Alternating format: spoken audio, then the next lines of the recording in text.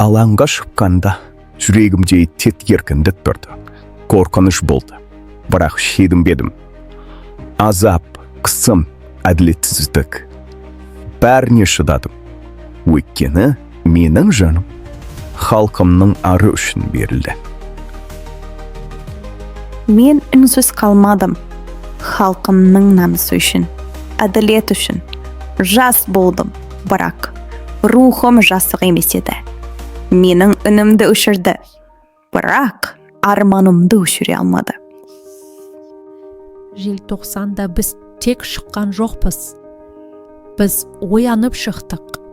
Әділетсіздікке жоқ дедік.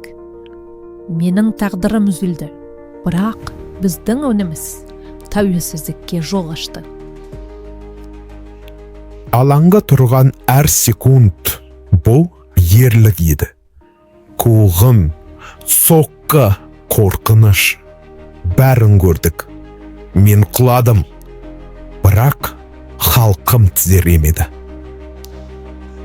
Мен елдің жүзіне қарадым. Сол жүзде бір ғана тілек тұрды. Еркіндік.